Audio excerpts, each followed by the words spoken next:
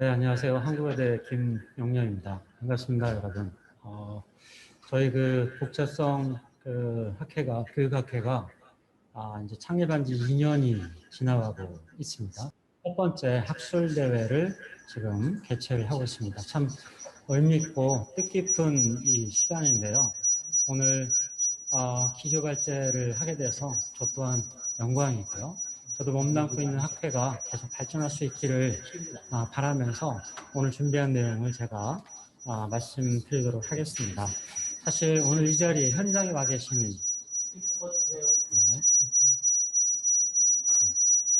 현장에 와주신 선생님들 뿐만 아니라 온라인으로 참여하고 계시는 여러분들께서 사실은 복잡성 교육에 대한 이해와 조예가 저보다 훨씬 더 깊으실 겁니다. 그래서 저는 사실 이제 제가 이해하는 바대로, 그다음에 오늘 조금 그 밖에 복잡성이 좀 생소하거나 아니면은 이제 막 공부를 하려고 하시는 분들과 함께 호흡한다는 차원에서 좀 쉬운 언어로 제가 이해하는 바를 또 설명을 드리도록 하겠습니다. 네. 제가 PPT를 준비를 했는데요. PPT 준비 주제는 교육 생태계와 복잡성 교육 원리라고 제가 한번 정해봤습니다. 일단 왜 복잡성 교육이 필요하고 또 왜 생태계인지 시대적인 패러다임 변화를 먼저 간단하게 언급을 드리려고 해요. 첫 번째 제가 말씀드리고자 하는 것은 학교 밖 교육의 공교육화가 앞으로는 이제 심화될 거라는 것이죠.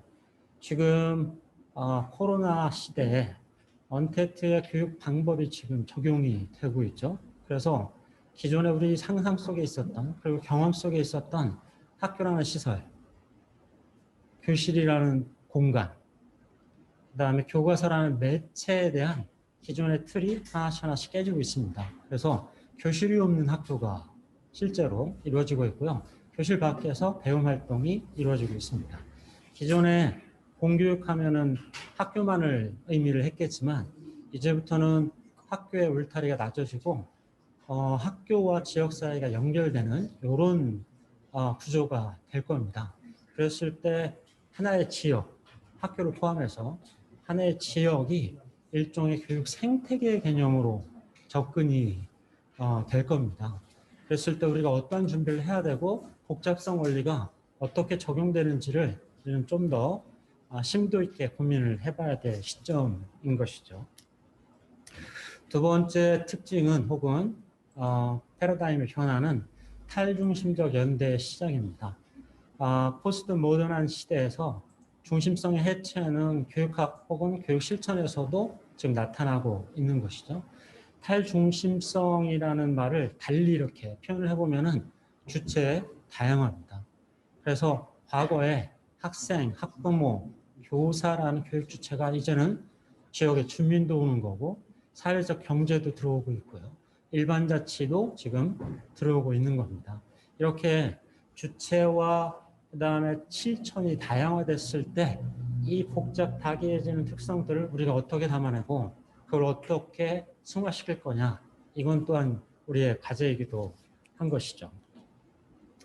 그리고 세 번째로 미래교육에 대한 패러다임으로요. 조직에서 네트워크의 시대라는 말씀을 드릴 수가 있습니다. 과거 산업사회를 거치면서 우리는 문제 해결을 위해서 조직을 만들어놨죠.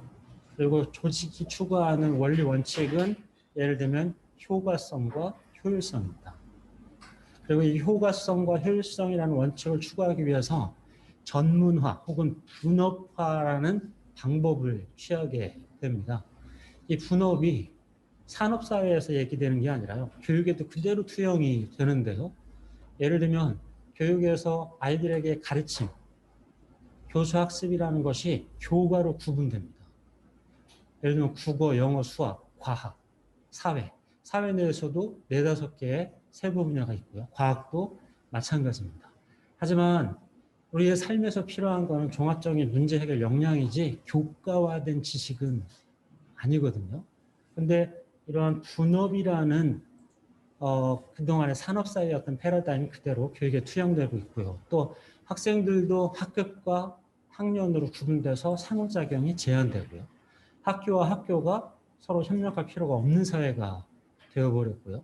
학교와 지역이 분절되고 그래서 삶과 배움이 불일치하는 이런 일들이 일상화되고 또 우리가 지금 경험을 하는 겁니다. 그럼 학교를 혹은 지역사회를 혹은 학교와 지역사회를 네트워크화한다는 게 어떤 개념이냐? 연결시켜주는 것이죠. 다시 말씀드리면 교과와 교과를 통합하려고 하는 노력들 이루어지고 있지 않습니까? 그리고 학급과 학년의 구분을 좀 낮추면서 학생들이 상호작용할 수 있는 기회를 제공하는 것. 그리고 학교와 학교가 연대하고 학교와 지역을 연결하고 그래서 궁극적으로 삶과 배움을 일치시키려고 하는 노력들 이런 것들입니다. 그것이 지역사회로 번졌을 때 학교와 지역사회로 번졌을 때 이거는 다분히 생태적이고 복잡성의 원리가 적용될 수밖에 없는 이런 상황인 것이죠. 이러한 시대적 흐름 속에서 복잡성 원리는 다시 부각될 수밖에 없는 것이고 생태적 관점에서도 나름대로 해석이 가능하다고 보여집니다. 그러면은 물론 뭐 여기 계신 여러 선생님들은 아시겠지만은 그러면은 복잡게 하는데 그 반대가 그럼 단순계면 단순계는 뭐냐? 그리고 복잡성이 의미하는 바가 뭐냐? 간단하게 제가 이해하고 있는 바대로 말씀을 드리면 이런 겁니다. 단순계라는 거는 기존에 우리 과학에서 인식을 하고자 하는 방법론이 있었는데요. 그 대표적인 게 예를 들면 인과론입니다. 아시다시피 원인이 있으면 결과가 있는 거예요. 투입이 있으면 예측되는 산출이 있는 것이고 과학의 목표는 기본적으로 예측입니다. 세상의 불확실성을 줄이면서 예를 들면 재앙을 줄이든지 아니면은 발전을 도모하든지 이런 거였단 말이죠. 그래서 원인을 통제하면은 결과까지 우리가 원하는 바를 얻을 수 있다는 게 인과론이에요. 문제는 여러분이 잘 아시는 나비 효과처럼 성산 일출봉에 나비가 날개짓을 하고 공기에 미세한 파동이 생기고 그 파동이 전달돼서 태평양을 건너 예를 들면 캘리포니아 해변에 엄청난 허리케인으로 발전할 수 있다는 개연성을 그 누구도 부정할 수는 없습니다. 동시에 인과성을 규명할 수도 없어요. 워낙 복잡하기 때문에. 세상이 그렇게 단선적이냐? 그렇지 않다라는 것이고 두 번째는 환원론이죠. 그래서 우리는 그동안 분석적으로 세상을 이해하고 현상을 파악하려고 했던 거죠. 그리고 분석이라는 건 현상에 대한 부분을 나눠놓고 부분에 대한 이해를 통해서 전체를 규정하려고 했던 것입니다. 그래서 전체를 이해하기 위해서 부분을 탐색하는 것. 다시 말씀드리면 부분의 합이 곧 전체가 되는 이런 건데 세상이 그렇게만 돌아가는 건 아니겠죠. 예를 들면 개구리를 이해하기 위해서 우리는 그동안 어떻게 했냐면은 해부를 했어요. 그래서 조직이 어떻든 장기가 어떻든 눈이 어떻든 개구리를 종합적으로 보고서 개구리란 정의를 내리고자 했던 거죠. 하지만 여전히 우리가 간과하는 게 개구리가 자연 삶 속에서 어떠한 생태적 특성과 기능과 역할을 하는지는 규명할 수가 없는 것이죠. 생태는 그 이상의 것을 사실은 요구하고 실제 삶에서는 그런 좀 생태적인 관점에서의 지혜와 지식이 필요한 겁니다. 그러면서 이러한 단순계 인식론이 부정되면서 복잡계 세계관이 나오는 것이고요. 예를 들면 예측 불가능성에 대한 전제를 열어놓는 것. 그 다음에 전체는 부분의 총합 이상의 것이라는 일종의 보이지 않는 시너지를 인정하는 것 등등입니다. 그런데 이쯤에서 아마 이런 생각을 하실 거예요. 그러니까 단순계는 명확한데 복잡계가 얘기하려고 하는 게 도대체 뭐냐 이런 거죠. 그러니까는 세상은 예측 불가능하고 복잡다기하고 그런데 그게 대답이냐? 그게 복잡성의 지향이냐? 그거는 뭔가 모호하고 답답한 일일 수밖에 없습니다. 제가 이해하는 복잡성이 도대체 뭐냐, 뭘 지향하느냐의 저의 대답은 생태입니다. 생태는 그렇게 단순하지 않다는 것이죠. 학교가 단순계의 조직이면 굉장히 간단합니다. 예를 들면 투입 대비 산출을 내면 되는 거잖아요. 근데 학교 조직이 이렇게 단순하면은 조직이야 그럴 수 있다 하지만 교육은 그럴 수가 없는 겁니다. 생태계를 조직화시키면서 우리가 잃었던 게 너무 많은 거예요. 그거를 회복하고자 하는 게 복잡성의 세계관입니다. 복잡성의 방법론이자 인식론인 것이죠. 그 밑에 나오는 인본주의는 제가 넣은 건데요. 복잡성이 인본주의에 대한 회의냐? 저는 그렇게 봅니다. 그 얘기는 뭐냐면은 중세 종교적 세계관에서 탈피하면서 인간이 주인이 되는, 그래서 인간의 존엄을 강조하는 주의가 탄생을 한 거죠. 근데 인간만이 주인 되는 것을 우리가 산업사회, 그 다음에 자본주의를 통해서 그걸 고착화 시켰던 것이죠. 그리고 과학에서도 합리주의와 경험주의는 그 근저에 뭘 전제로 하냐면은 인간 중심입니다. 인간만이 합리적이고요. 인간만이 세상을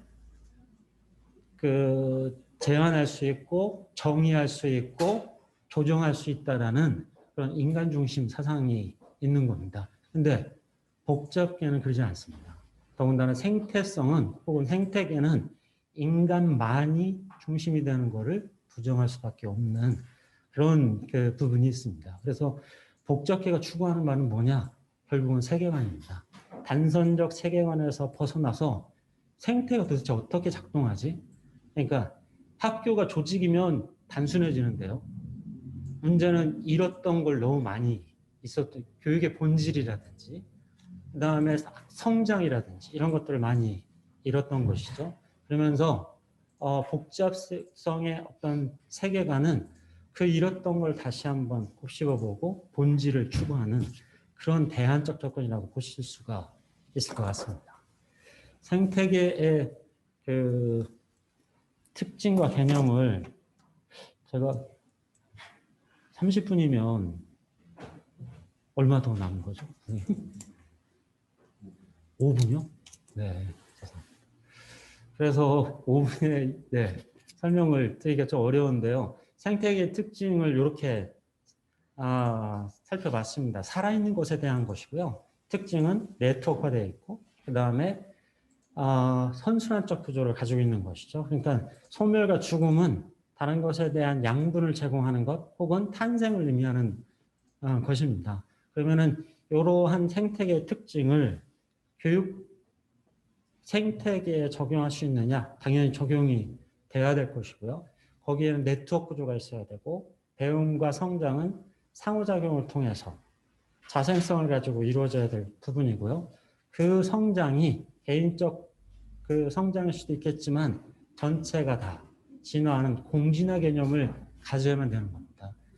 숲이라는 생태계에서 경쟁을 통해서 개별적 발전이 있는 것이죠. 그걸 우리는 보통 진화라고 합니다. 근데 개별 구성원들이 진화도 하지만 숲 전체가 늘상 건강함을 유지하는 이런 공진화의 개념을 우리는 그동안은 너무 조직 사회에서는 그런 것들이 등한시되어 왔던 것 혹은 소외되어 왔던 것, 무시되어 왔던 부분이 있었던 거고 복잡성과학과 생태계에 대한 어떤 접근은 이거를 다시 회복하는 개념이라고 보실 수가 있습니다. 이러한 그림으로 교육 생태계가 이루어져야 된다. 그러니까는 교육에 대한 성장에 대한 배움에 대한 공통된 믿음이 있느냐. 그리고 그 믿음이 가급적 더불어서 배우는 것이고 상생하는 것이고 그다음에 생태 민주주의를 추구하는 것이다. 이런 개념이고요. 교수 방법도 공동체적인 교육을 추구를 하는 겁니다. 경쟁 위주의 교육에서 아이들의 성장이 있었다. 그걸 부정할 수는 없지만 잃은 것이 뭐냐라고 했을 때 더불어 성장하는 공진화는 잃었단 말이죠. 그런 교수 방법이 필요하다는 것이고 그와 같은 교육적 환경도 필요하다는 취지입니다. 제가 이게 발표인데 강연처럼 준비를 한 것 같아요. 너무 시간이 짧아서 전부 다 설명을 못 드릴 것 같습니다. 근데 교육 생태계를 저는 우연의 플랫폼이라고 보는 거고 여기 계시는 여러 선생님들도 학교에 계시겠지만 학교는 창의적 교육을 강조하는데 왜 현장에서 창의적 교육이 발생하지 않을까요? 그건 제가 봤을 때 우연의 싹이 재단되기 때문입니다. 그러니까 학생들이 그러니까 그들 자발적 시도와 그 다음에 실패와 그 다음에 도전이 대부분이 재단되는, 예를 들면 학년 초 3월과 4월에 이미 많은 그 학급에서는 질서를 잡으려고 노력하실 거고 그 다음에 장악을 하기 위해서 노력을 할 거란 말이죠. 그랬을 때 아이들은 주어진 질서에 순응할 수밖에 없는 거고 우연은 발생하지 않습니다.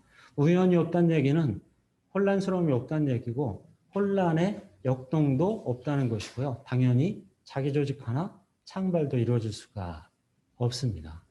아이들이 어쨌든 아이들이든 혹은 학교든 지역사회든 이러한 혼란을 통한 자기조직화가 이루어지고 그 자기조직을 통해서 새로운 역량이 개발되는 창발이 이루어질 것이고요.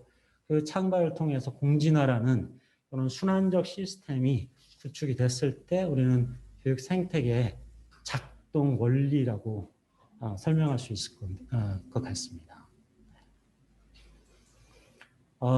요거는 설명할 그 시간이 그렇게 많지 않은 것 같아요. 그래서 저는 교육 생태계에 대한 다양한 그 용어들, 개념들, 원칙들을 이렇게 말할 수 있겠지만 이건 제 얘기는 아닙니다. 다른 연구에서 제가 차용을 한 건데요. 이러한 원칙들이 있다는 것이고 이걸 하나씩 교육 현장에서 적용해 보려고 하는 노력들이 우리한테는 필요한 것이고요. 저희 학회가 하려고 하는 부분이기도 합니다. 그리고 복잡성의 원리를 적용해서 생태가 어떻게 작동하느냐. 저는 첫 번째로 창발이라고 본 거고 창발은 우연의 싹을 키워주는 거고요.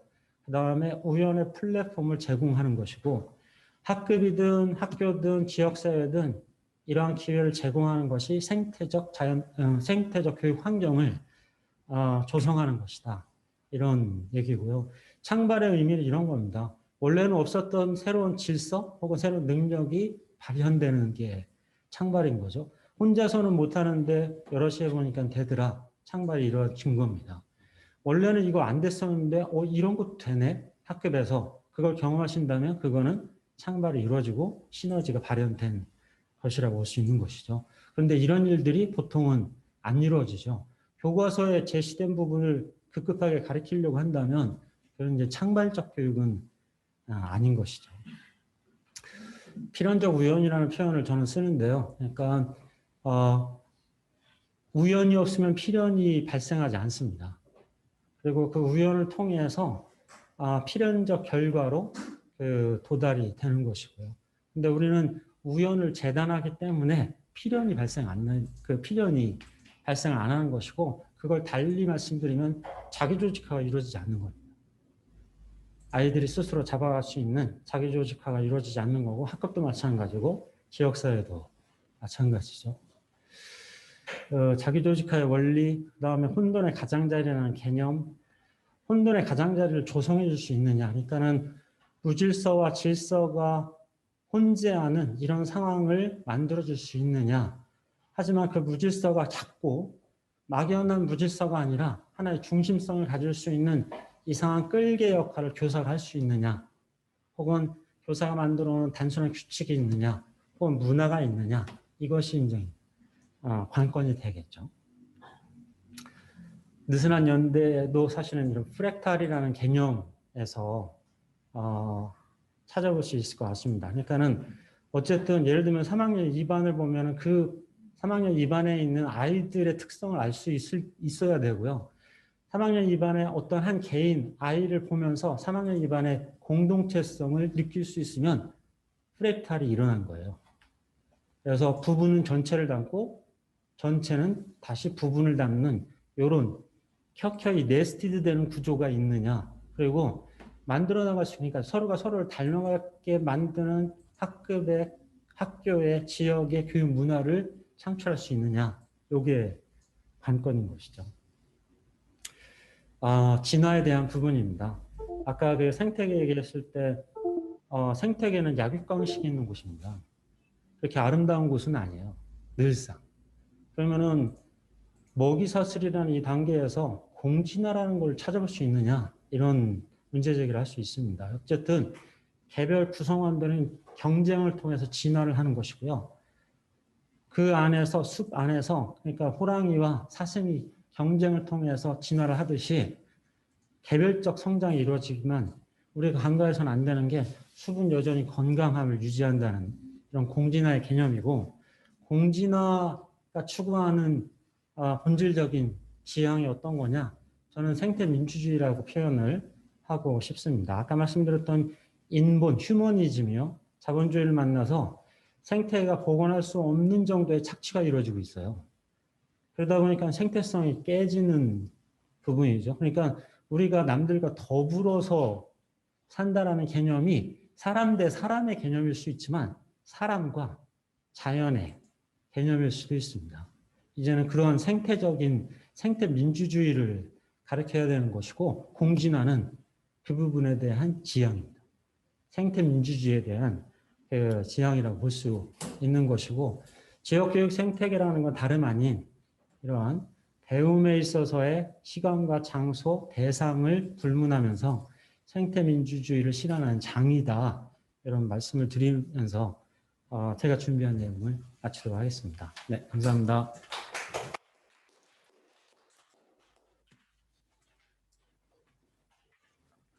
네, 김용현 교수님 감사합니다. 원래 3시간짜리 특강인데 30분 만에 이렇게 줄여주셔서 감사합니다. 아주 중요한 개념이 다 나온 것 같습니다. 원래 저희가 학술대회를 준비하면서 저스트 토킹, 그래서 여러분이 정말 물어보고 싶은 거, 호기심 있는 거, 이거는 정말 빅 퀘스천이겠다 하는 것들을 물어보면서 서로 그거에 대해서 감동을 받고 이야기하려고 처음부터 준비를 해왔습니다. 그것이 이 코로나 상황에서 줌을 쓰는 상황에서 어떻게 실현될지는 모르겠지만은 여러분들이 지금부터 의문 있는 것들은 채팅방에 다 올려주시면은 저희가 그걸 보면서 이제 대답도 준비하고 또 그 질문을 통해서 저희가 더 깊은 깨달음을 얻었으면 좋겠습니다.